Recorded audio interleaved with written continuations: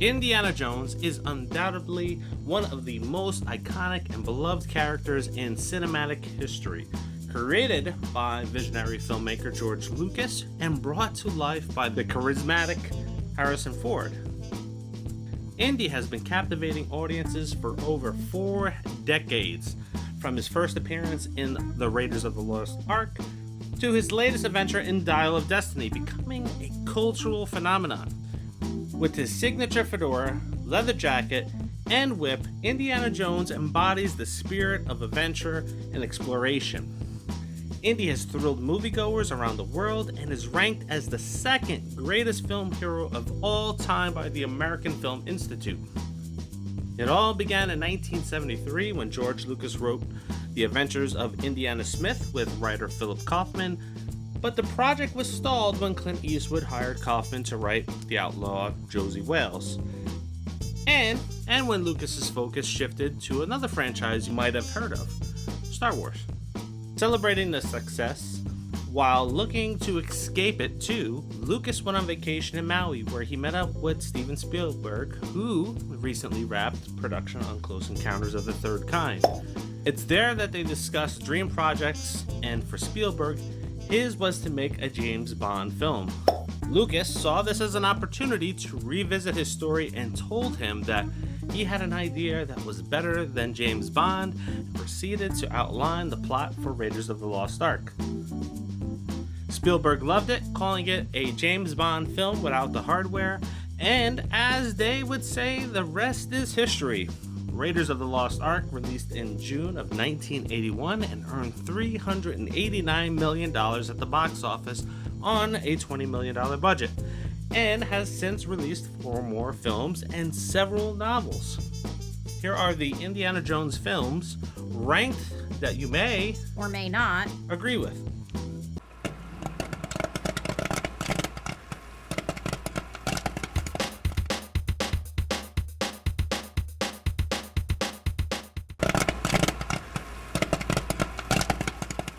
Number 5.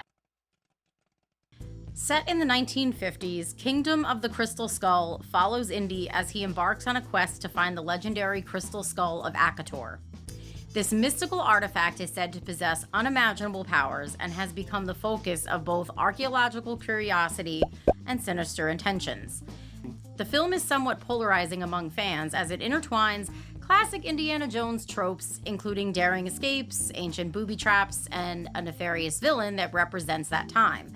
Returning characters that give you that warm and fuzzy feeling with sci-fi elements that tend to jump the shark.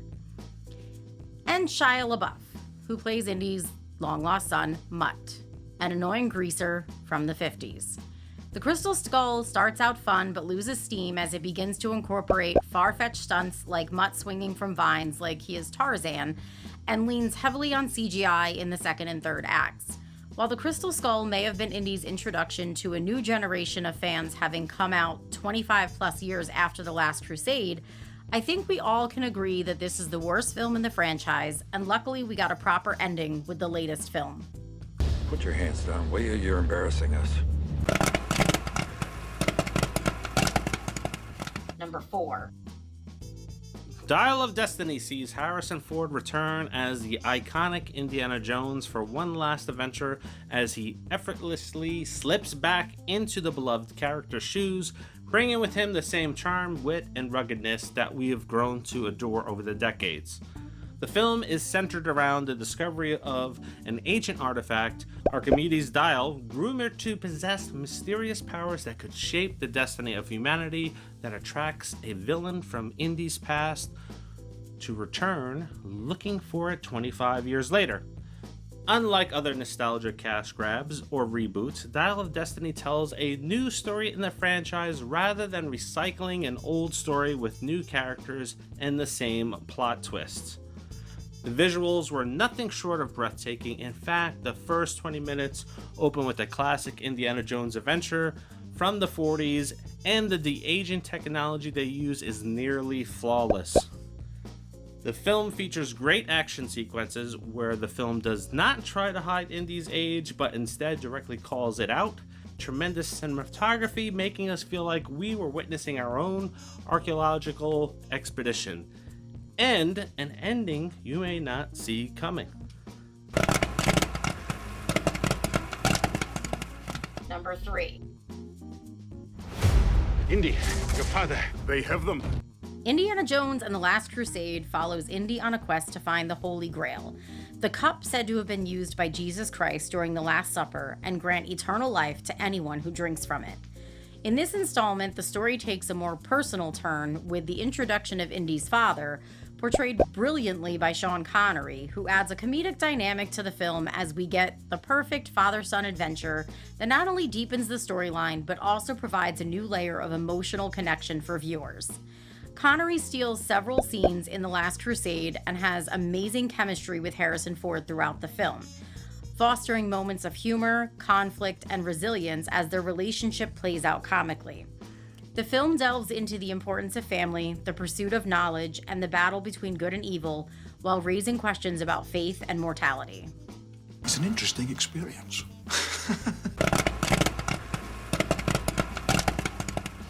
Number 2.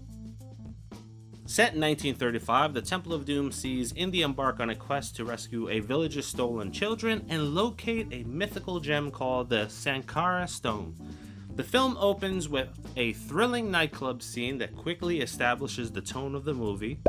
From there, the story moves swiftly, plunging Jones into a series of perilous situations filled with exotic locations, dangerous traps, and heart-pounding action sequences.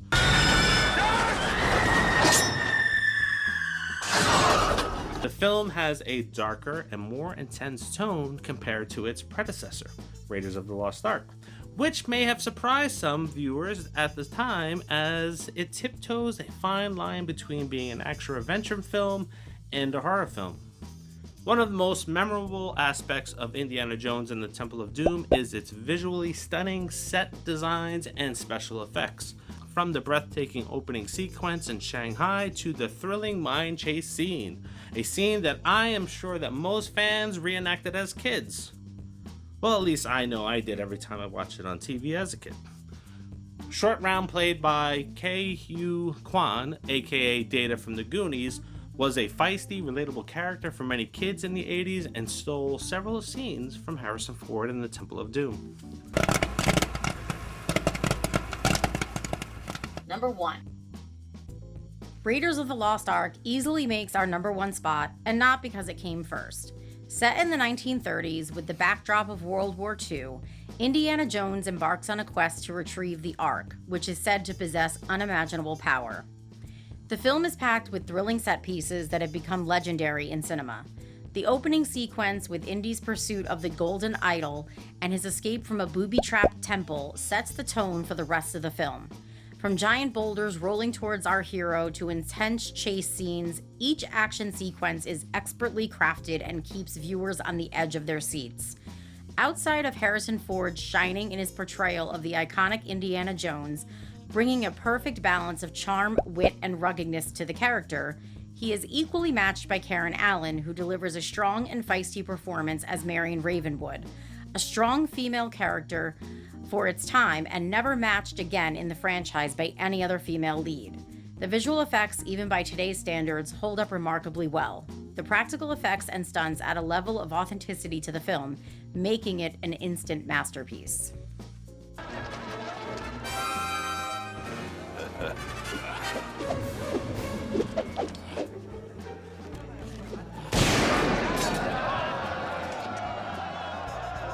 Alright, so we had a poll on our community page on YouTube, and then we had one over on our Facebook page. You'll see those results scrolling down below on what everybody's favorite film is.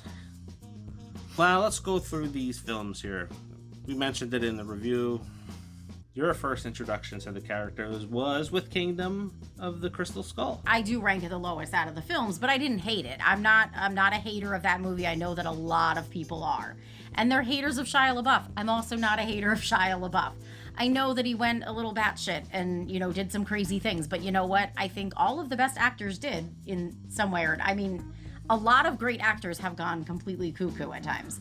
So for me, it was just that the movie just kind of slowly heads towards the cliff and drives off of it. I wasn't crazy about the CGI. I wasn't crazy about some of the The stunt CGI scenes, the giant ants, my god. And then the aliens. Like, I didn't really care for the whole alien twist at the end. Yeah. Surprisingly, you didn't mind it. Like Cloverfield Lane, she loved the entire movie, gets the reveal, and it's like, this movie stinks. Literally, that's what she said. Never watched it again afterwards. But here, this has aliens too, but nah, she's okay with it. I don't know what to tell you. I'm from Jersey. I can switch on a dime. It doesn't take much. Guess so. And this movie, while yes, the CGI was not fantastic, I'm not going to really say anything about the stunts and be like, that's stupid or that's impossible. Indiana Jones ran across the top of trains while they were speeding down the... I mean, if you're going to believe any stunts, then you got to believe all of them. I mean, any of them can happen, right? And you said that Shia looked like Tarzan. Well, guess what? There was a Tarzan, and he swung from vines, so it's not like you can't do it. There wasn't a Tarzan in real life. And why have all the monkeys... There have been movies and TV shows. But why are all the monkeys like, oh, cool, let's look at this guy here. Let's hang out and swing with him, too. Maybe they think he looks like a monkey. This one ties into the Dial of Destiny, which we're going to talk about now. Yeah. If you've seen all of the movies before and you want to binge them before you go see the Dial of Destiny and you've seen the Kingdom of the Crystal Skull, you don't have to watch it. But if you're introducing it to anybody, or you're watching it for the first time, then you have to include it. Yeah, you really do. I mean, I know that everyone's like saying, no, you only have to watch 3, but those comments are also coming from people who have seen all of them. Yes. So, yeah, you don't really have to because you'll understand exactly what's going on with certain characters. Or you'll actually know who the characters are. Mm-hmm. Because if you don't see that movie or any of the other ones, like, you're going to be a little lost. Yep. Now, the Dial of Destiny comes in at number 4 for us. I think that's perfectly fitting. Going to the theaters, everybody was kind of on the edge of their seat at the beginning of the movie and at the end of the movie. It's got an 84-85% Rotten Tomato score if you go by that. Critics are just kind of crucifying the film, which is a shame because it's a good movie. And as we talked about in our previous Pop 5, and we're not going to go over it again, it makes sense. He's 80 years old. The way the character's playing out, the way the story's playing out, you really don't need it just plastered on there saying, this is why he's grumpy. This is why he's not jumping around anymore. It's all there. Well, my question is, for viewers and critics alike, what did you think you were going to get? He's 80, people. What did you think you were going to get? I think what we got for him at his age was amazing. It's realistic. It is. It is realistic. Now, we dive into the top 3. We just introduced all of these films to our daughters over the last 2 weeks. Fittingly, the one was on Father's Day.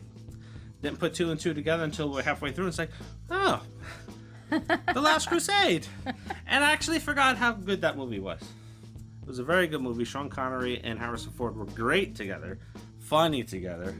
They were. I'm not a fan of Sean Connery, personally. Yeah, you can go look up why. Yeah, you can go look up why. So personally, I'm not. But in that movie, they were really good together. Mm-hmm. It's very entertaining. It's probably the funniest of the 5 films. Mm-hmm. I think so. Yeah, it's just good. Like I said, I've only seen it probably once or twice before. And as I was watching, it's like, man, this was really good. Why haven't I watched it? Or... from the fact is, I haven't really watched Indiana Jones films in quite some time, and I don't know why. I was one of those kids in my neighborhood in Brooklyn. When we got together, it was either we're playing Star Wars or we're playing Indiana Jones, and we're reenacting all that stuff. So it was a big part of my childhood, and it just kind of got away from me. So coming back to revisit it with this new film coming out, it's like, wow, these are just amazing films. I think it was good too because you got to see him kind of like a battle of wits with another adult who was just as smart and snarky as he was.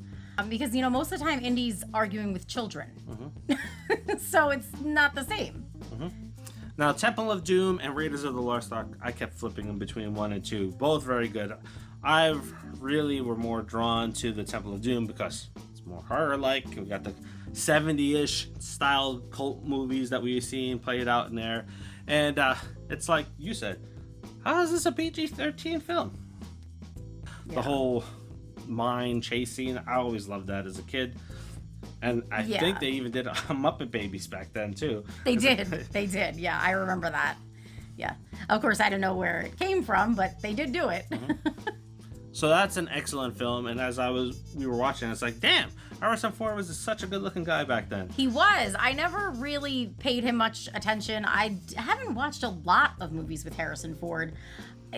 A few here and there, you know. I mean, like, I had watched the one Indiana Jones film at that point, and I saw, What Lies Beneath, when he was in it with Michelle Pfeiffer, and, he's a good-looking guy, but, like, there was, like, a scene where you realize that he's in really good shape, and you can see why the women were like, really. Yeah. He was a ruggedly good-looking guy. That movie was for the ladies because he was shirtless a lot in that film. He was shirtless a lot, yeah, and he was always like kind of sweaty when he was shirtless. So yeah, that movie was definitely more for the ladies. Yeah, and then of course we have Raiders of the Lost Ark. Now, you didn't just see it. We went to the theaters during the anniversary release last year for a Fathom event, and you were like, why have I never watched this movie before? It's really good.